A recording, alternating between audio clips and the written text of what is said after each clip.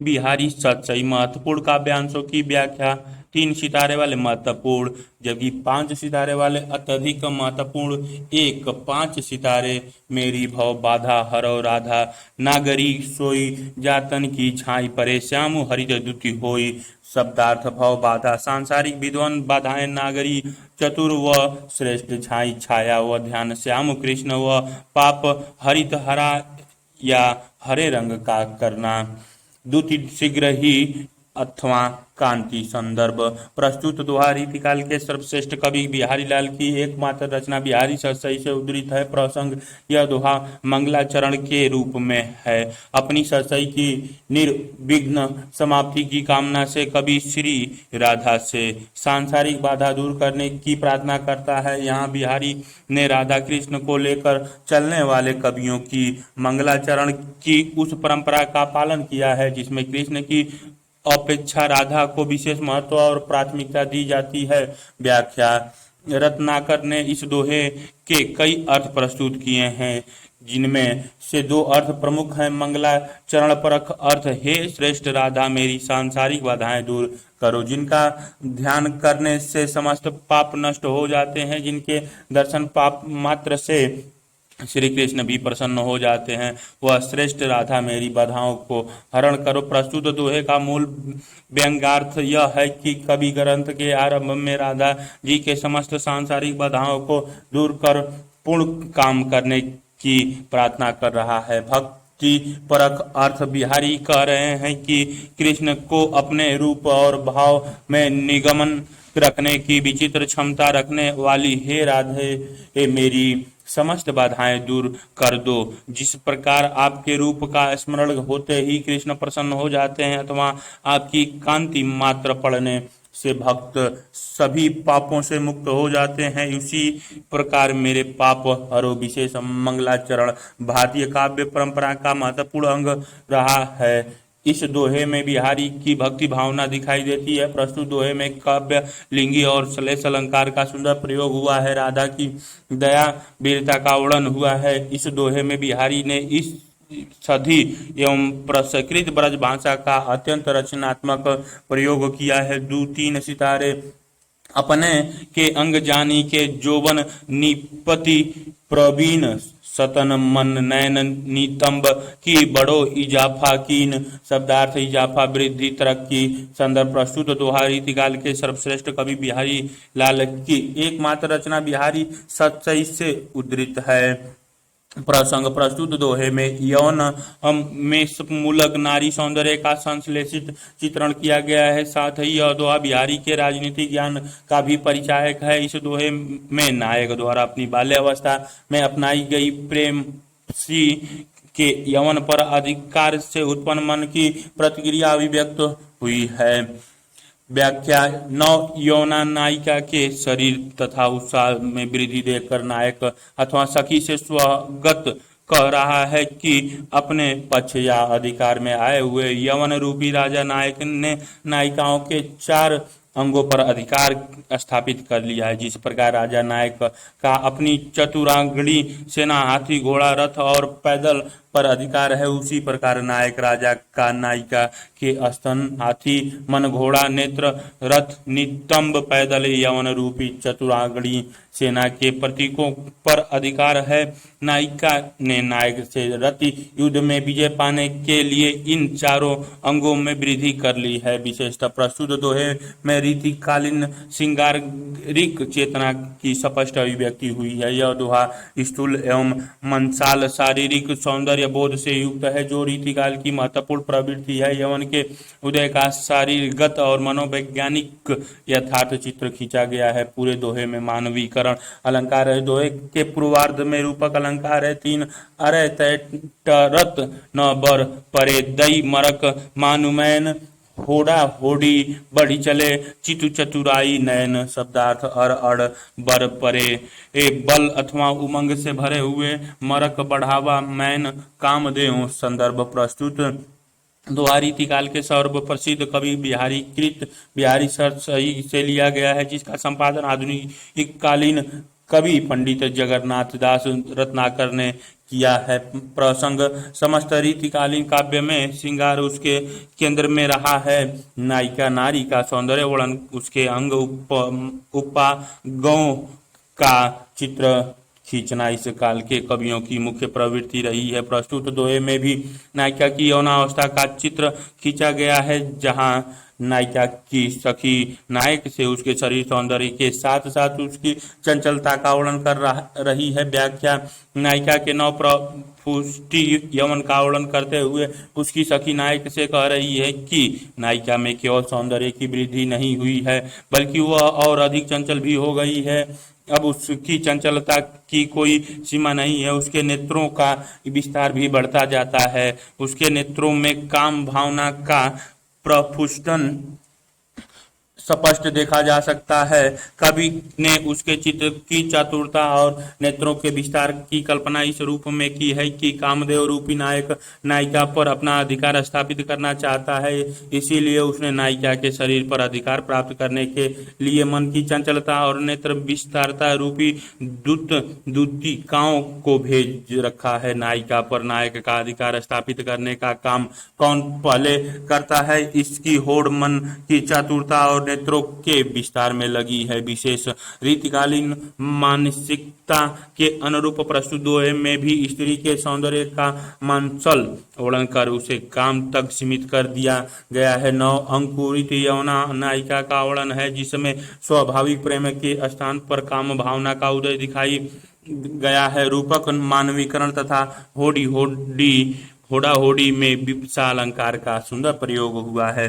चार औरों ओपकिनी कनि निकुन गनि धनि शीर ताज मणि धनि के नेह की बनी छनि पटलाज। शब्दार्थ कनि निकुन आंख की पुतलियों के कारण।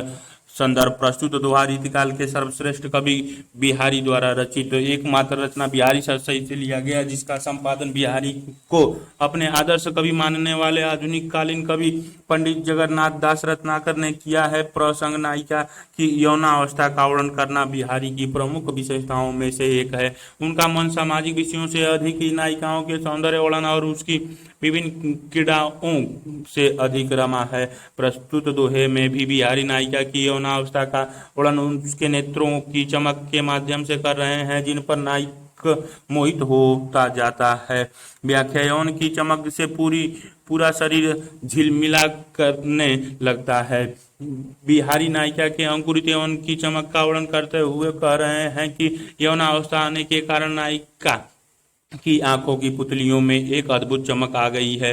उस चमक का शब्दों में वर्णन करना असंभव सा है। नायिका की आंखों की चमक इतनी अद्भुत और मनोहर है कि उसके कारण वह सभी पत्नियों में श्रेष्ठ गिनी जाती है। कवि ने इसका वर्णन नायिका की सखी के माध्यम से करवाया है। कवि ने नायिका की आंखों की चमक की तुलना मणि से की है। नायिका की मणि रूपी पुतलियों के पति को सर्वाधिक मोहित कर रखा है। नायिका के मणि रूपी आकर्षण चमक को लज्जा के पट ने छिपा रखा है, जिसके कारण अन्य कोई स्त्री समझ नहीं पाती है कि नायक नायिका के प्रति इतना आकर्षित क्यों है। विशेष बिहारी ने नारी आकर्षण के सहज पक्ष को दोहे का विषय बनाया है। नायिका के नेत्रों की मधुरता में मोहित हो जाना सहज आकर्षण को दिखाता है।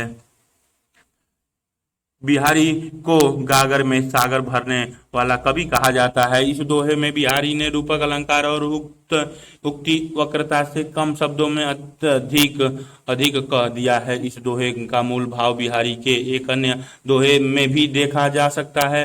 वाही लखे लोचन लगे कौन जुवती की ज्योति, 5 3 सितारे शनि कज्जल चख झख लयन उपजय सुदिन सनेहु, क्यों न निपति हवे भोग बैलहि सुदेशु सबु देहु। शब्दार्थ चख आंख झख मछली।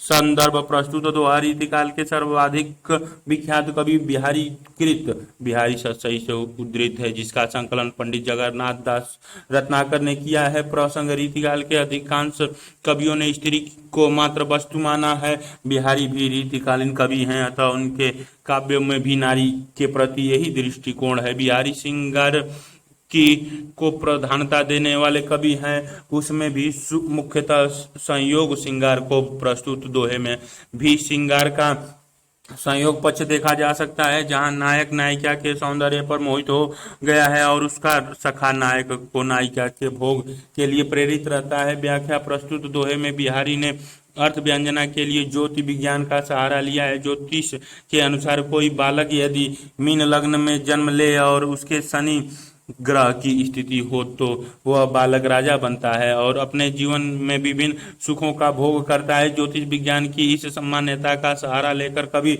ने नायक नायिका के प्रथम मिलन का वर्णन किया है। कवि कहता है कि नायिका ने आंखों में काजल लगाकर रखा है, जिससे उसकी आंखें मछली की आंखों के समान लग रही हैं। उसकी आंखों में शनि ग्रह जैसा काला रंग प्रतीत हो रहा है और ऐसा लग रहा है जैसे यह नायक से उसके मिलन की शुभ घड़ी हो। यह स्नेह रूपी बालक को जन्म देने की शुभ घड़ी है। नायक का सखा नायक को नायिका का शारीरिक भोग करने के लिए प्रेरित करता हुआ कहता है, क्यों नहीं तुम इस सुघड़ी का लाभ उठाकर उसका भोग करके उसके शरीर रूपी देश के राजा बन जाते।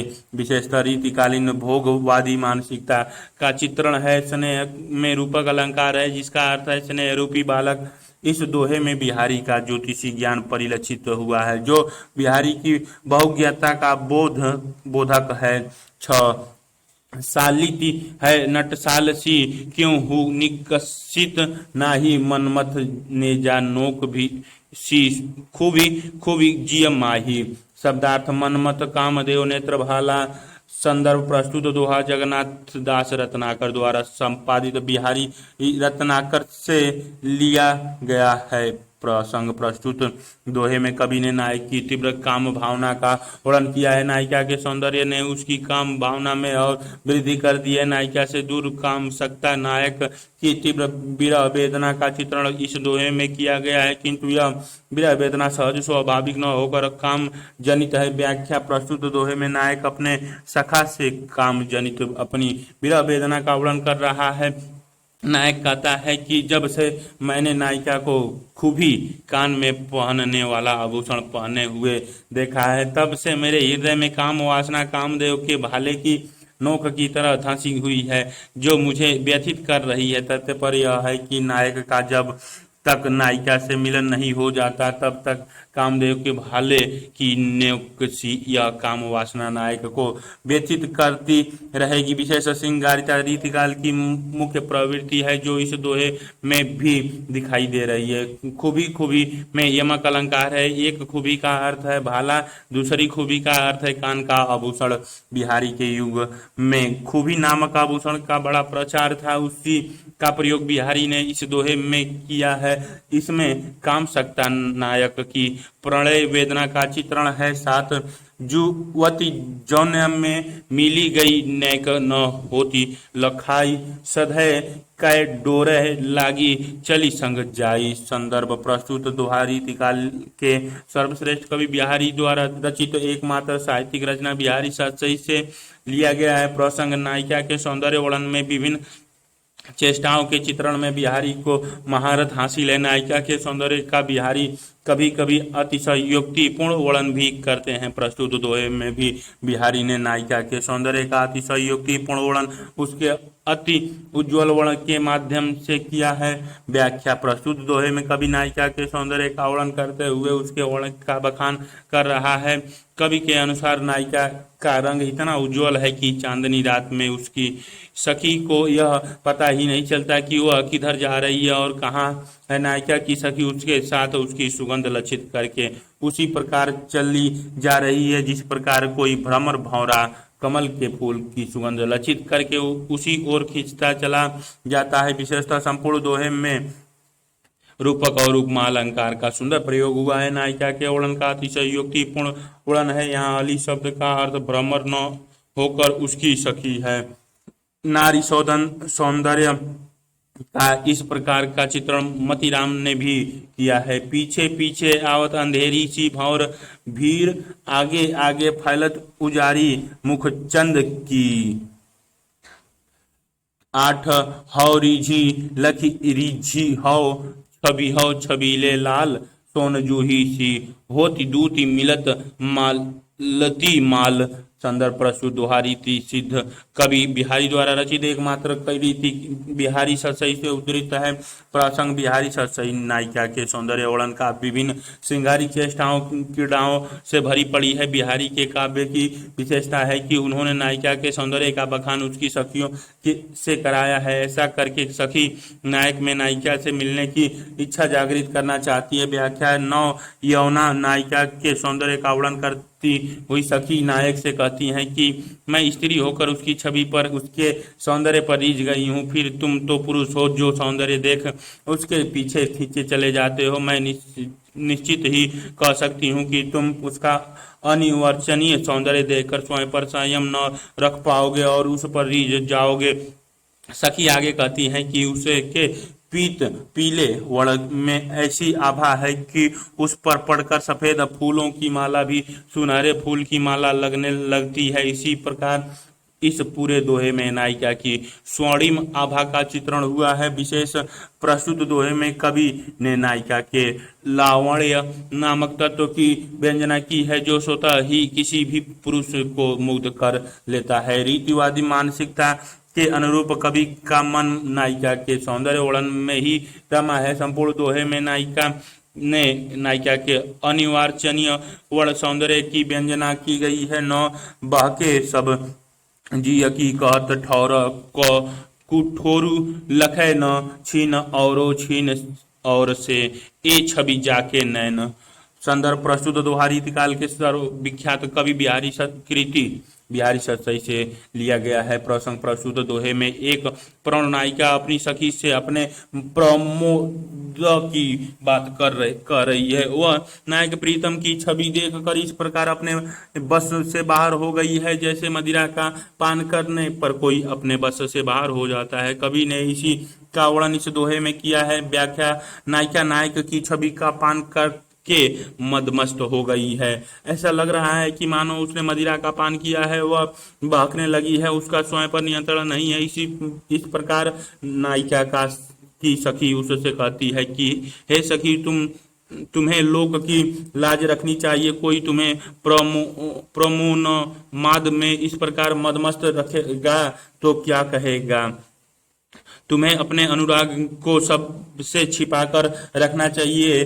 सखी की ये बातें सुनकर नायिका कहती है मैं क्या करूं सखी, प्रियतम की छवि रूपी मदिरा पान करके मैं बहक गई हूं और मैं कितना भी छिपाऊं पर मेरे नैन बिना समय देखे सारी छिपी बातें प्रकाशित कर देते हैं। विशेष संपूर्ण दोहे में वर्ण विन्यास वक्रता रूप की मादकता का चित्रण किया गया है। प्रमोन्माद में बहकने का वर्णन है, अर्थात दोहे में प्रमोन्माद की अतिरेकता का चित्रण किया गया है। विशेष युक्ति रूपक और स्वभावोक्ति अलंकार का सुंदर प्रयोग है। विद्यापति ने प्रस्तुत दोहे में व्यंजित प्रमोन्माद का वर्णन इस प्रकार लिखा है। खने खन नयन कोन अनुसराई, खन खन बसन धूलि तनु धरई, खन खन दसन छटा छूटु हास, खने खन अधर आगे गहु हास।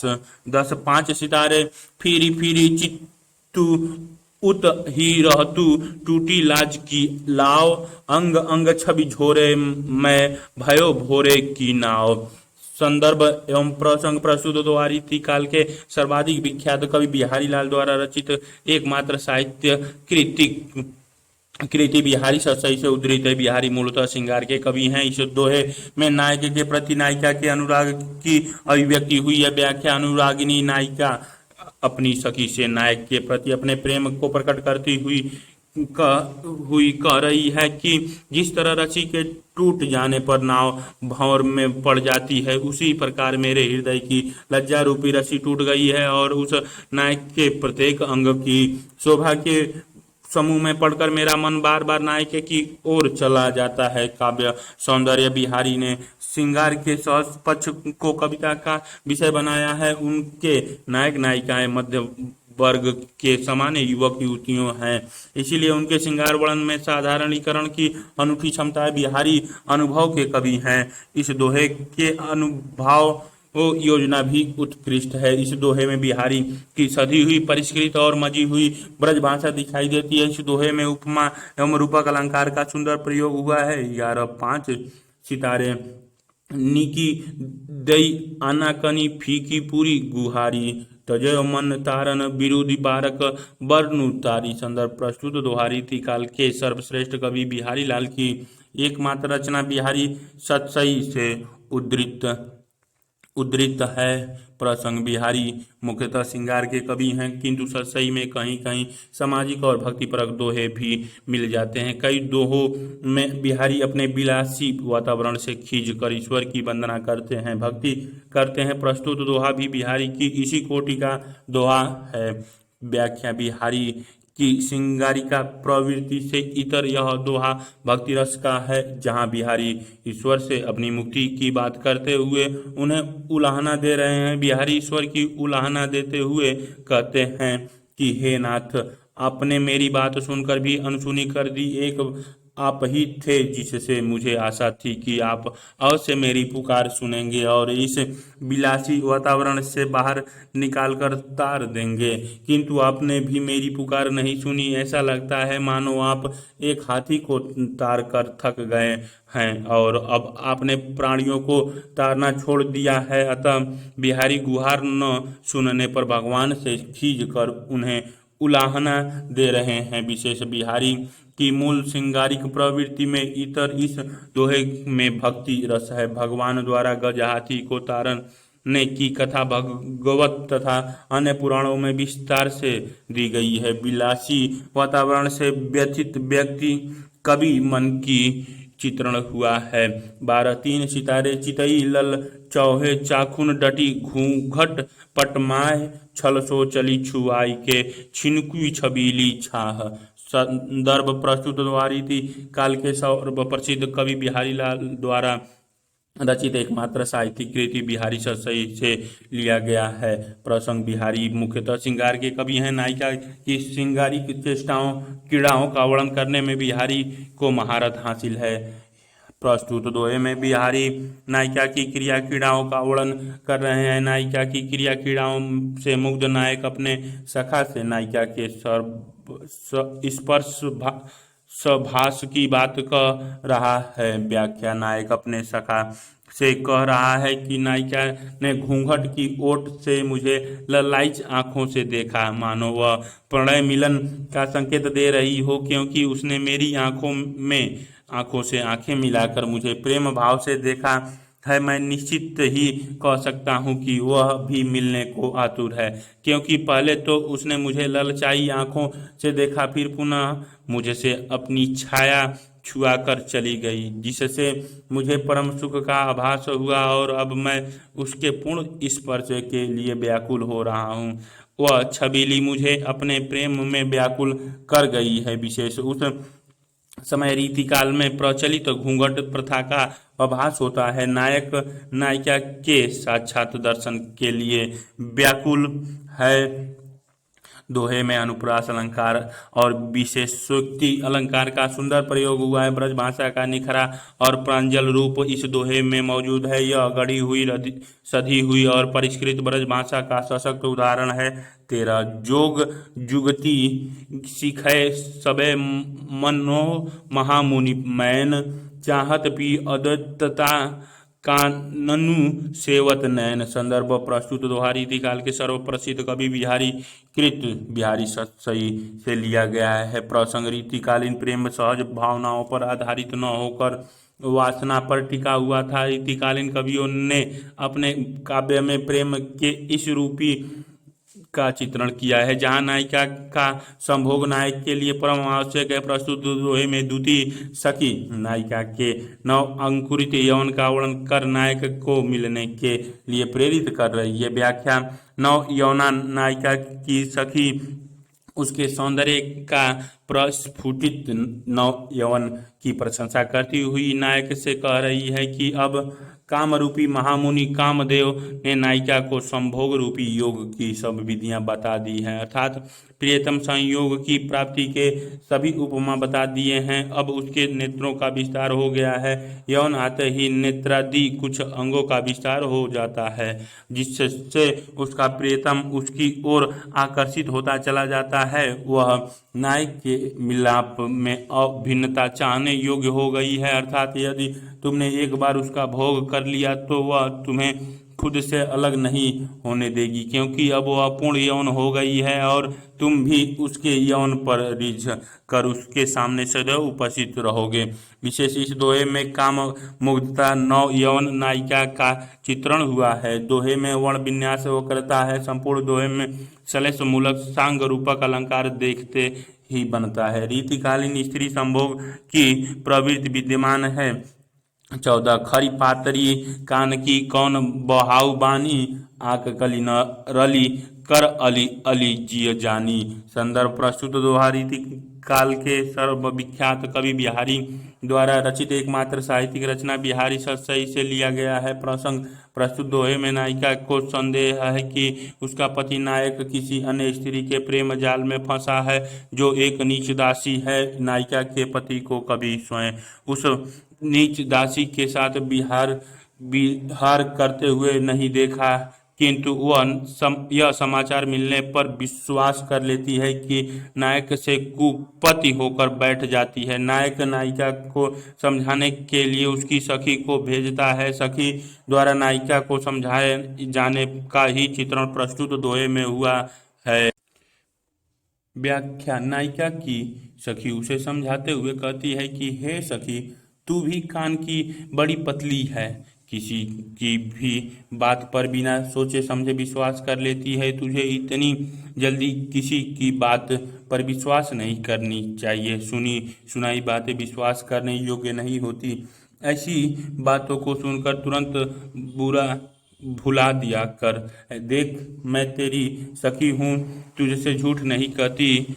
तेरी पति किसी नीच दासी से विरह नहीं करता, यह बात तू अपने जी मन में बैठा ले। विशेष खरी पातरी कान की मुहावरों का सटीक प्रयोग हुआ है। आंख कली अली आदि में प्रतीकात्मकता है। दोहे में प्रयुक्त एक अली शब्द का अर्थ नायिका की सखी है तथा दूसरे अली शब्द का अर्थ नायक भ्रमर है।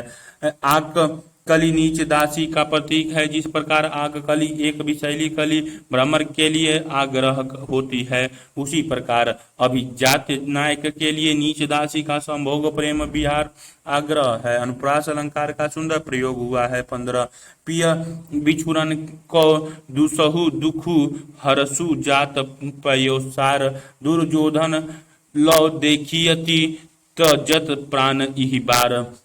संदर्भ प्रस्तुत दोहा रीतिकाल के महाकवि बिहारी द्वारा रचित एकमात्र साहित्यिक रचना बिहारी सतसई से लिया गया है। प्रसंग प्रस्तुत दोहे में नायिका की मध्य स्थिति का वर्णन है। इसके मन में दो भावनाएं एक साथ व्याप्त हैं। प्रीतम से दूर जाने की दुख और मायके जाने के सुख ने उसे एक अजीब सी असमंजस की स्थिति में डाल दिया है। प्रस्तुत दोहे में कवि ने नायिका की इसी मन स्थिति का चित्रण किया है। व्याख्या पहले नायिका जब अपने नैहर मायके जाती थी तो उसे नायक से वियोग का दुख नहीं होता था। उसे के मन में केवल नैहर जाने की खुशी होती थी, पर अब वह मध्यावस्था में है। एक ओर उसे नैहर जाने की, माँ बाप से मिलने की खुशी है, तो दूसरी ओर प्रियतम से बिछड़ने का दुख भी, अर्थात उसके मन में दुख और सुख के भाव एक साथ उत्पन्न हो गए हैं। कवि ने नायिका की इस दशा को दुर्योधन की दशा के समान बताया। दुर्योधन को शाप मिला था कि जब उसके मन में सुख और दुख स्थिति एक साथ उत्पन्न होगी तो वह मृत्यु को प्राप्त हो जाएगा। दुख और सुख की इस दशा में नायिका की भी वही स्थिति हो गई है। इसी सारी स्थिति का वर्णन एक सखी से कह रही है। विशेष प्रस्तुत दोहे में नायिका का मानसिक अवस्था का चित्रण हुआ है। इस दोहे में हर्ष और विषाद भावों की सन्निध है, अतः यह दोहा भाव सन्निध का सुंदर उदाहरण है। बिहारी ने वियोग श्रृंगार के सहज पक्ष को दोहे का विषय बनाया है।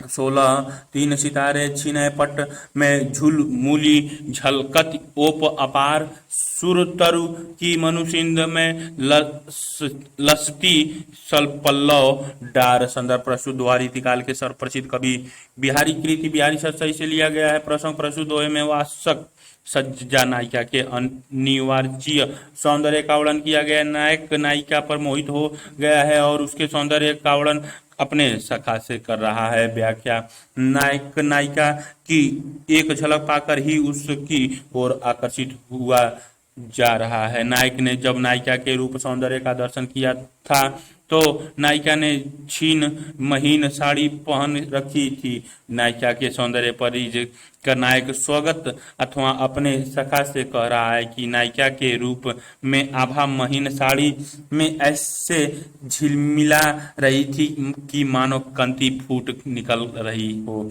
उस समय नायिका के हाथ पांव होठ और कान ऐसी शोभा प्रदर्शित कर रहे थे जैसे समुद्र में कोई कल्प वृक्ष खड़ा हो और उसकी डालें पत्तियां विहार कर रही हों।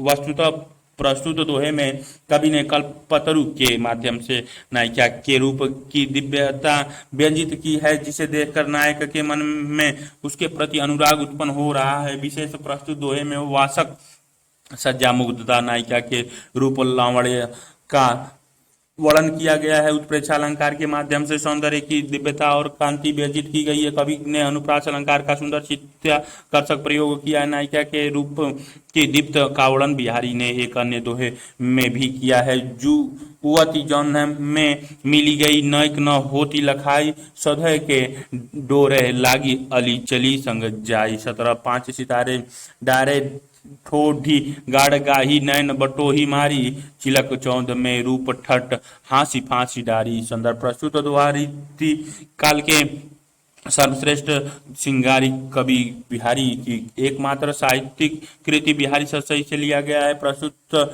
प्रसंग प्रस्तुत दोहे में नायक नायिका के रूप सौंदर्य की शोभा का पान कर रहा है और उसके सौंदर्य पर मोहित हुआ जा रहा है। नायिका का रूप सौंदर्य निहारते निहारते नायक की दृष्टि नायिका की ठुड्डियों के गड्ढे पर पड़ जाती हैं, जिस पर से नायक अपनी दृष्टि नहीं हटा पाता है। इस प्रकार नायिका के सौंदर्य पर रिझ नायक की स्थिति का वर्णन प्रस्तुत दोहे में हुआ है। व्याख्यान, नायिका के सौंदर्य पर मोहित होकर नायक स्वगत अथवा अपने सखा से कह रहा है कि उसके नायिका रूप की शोभा निहारते हुए जब मेरी दृष्टि उसके ठुड्डियों के गड्ढे पर पड़ी तो वह हंस दी और उसकी ठुड्डियां का गड्ढा और अधिक शोभामान हो गया। फिर मेरे नेत्र बस उसकी ठुड्डी के गड्ढे को ही निहारते रहे, जैसे वह वहां गड़ गए हों और मुझे उसके रूप के दूसरे अवयवों को देखने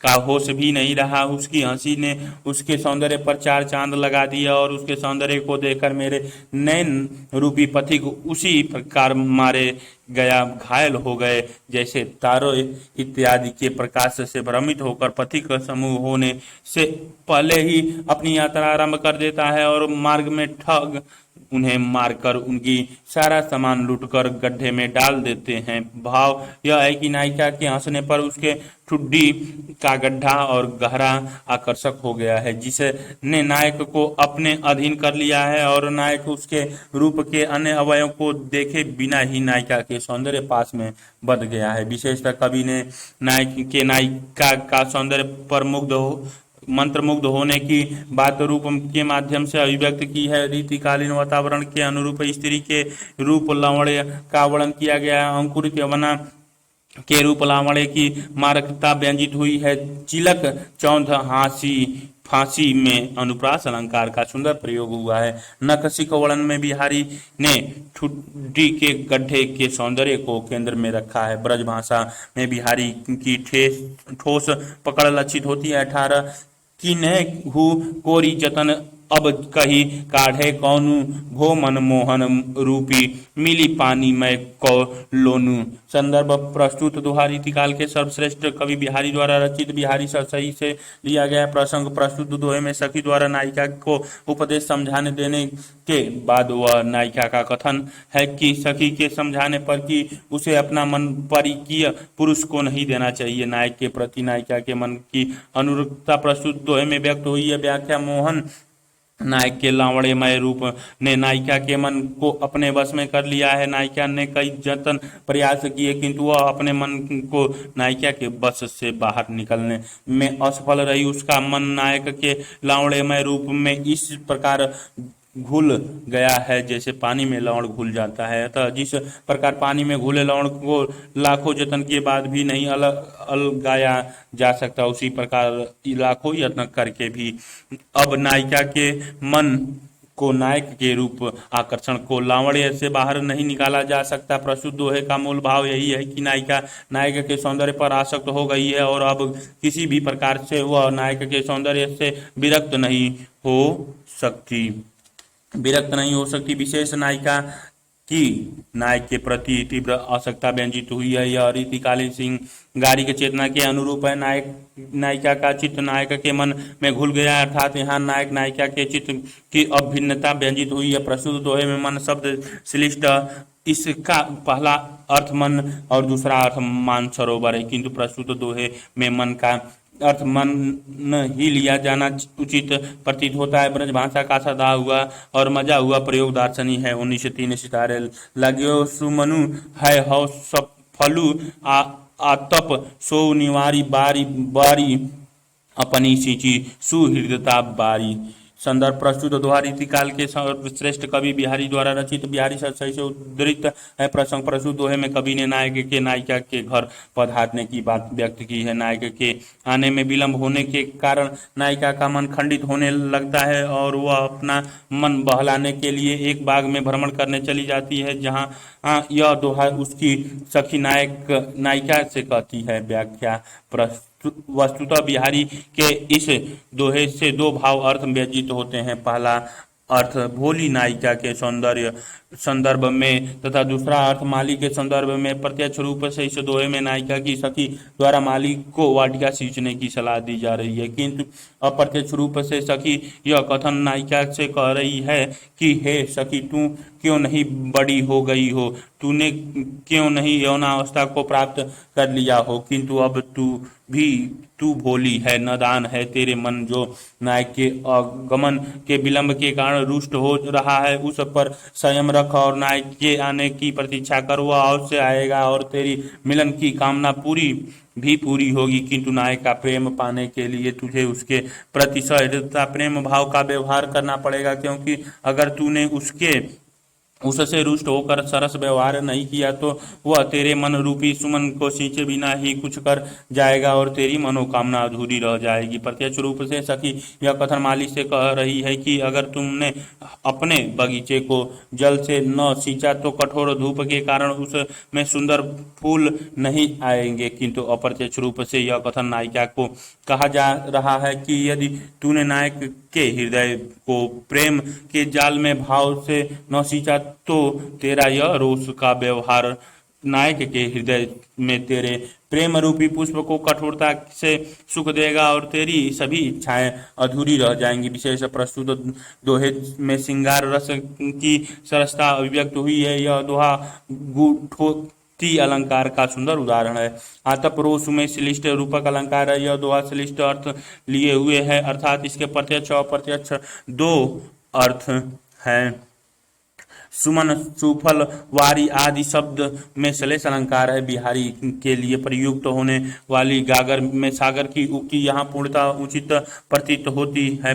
20-5 सितारे अजयो तर योना ही रहो श्रुति सोवत इंक रंग नाक बास बेसरी लयो बसी मुकुट तनु के संग संदर्भ प्रस्तुत दोहा महाकवि बिहारी लाल द्वारा विरचित बिहारी सतसई से लिया गया है। व्याख्या। दोहा के दो अर्थ हैं, एक अर्थ सौंदर्य उपादानों के संदर्भ में और दूसरा सत्संगत की महिमा के बारे में। पहले अर्थ में कवि कह रहे हैं कि तर यौना कण आभूषण कानों की सेवा करता हुआ आज तक अपनी ही स्थिति में पड़ा हुआ है, अर्थात अमुक स्थान पर पीछे की ओर पड़ा है, जबकि बेसर नाक का आभूषण मोती के साथ प्राप्त करके नासिक मुख स्थान पर विराजमान है। इस दोहे का दूसरा अर्थ ज्यादा महत्वपूर्ण है। निरंतर श्रुति अर्थात वेदों का सेवन करने वाला मनुष्य भी बिना तरे ही रह गया, जबकि महाअधम प्राणी बेसरी भी मुक्तों मोतियों यहाँ मुक्त पुरुषों के अर्थ में का संग पाकर स्वर्ग में निवास पा गया। काव्य सौंदर्य शब्दों की संगत राशि में बिहारी का कोई जवाब नहीं है। दोहे का एक एक शब्द चुना हुआ है और उसकी जगह दूसरा शब्द नहीं रखा जा सकता। दोहे में तर योना श्रुति नाक और बेसरी में श्लेष अलंकार है। इसके प्रयोग से कवि ने दोहरा अर्थ सफलता पूर्वक साध लिया है। श्रुति से सेवत में छोकानुप्रास तथा अत्यंता अनुप्रास की छटा एक साथ विद्यमान है।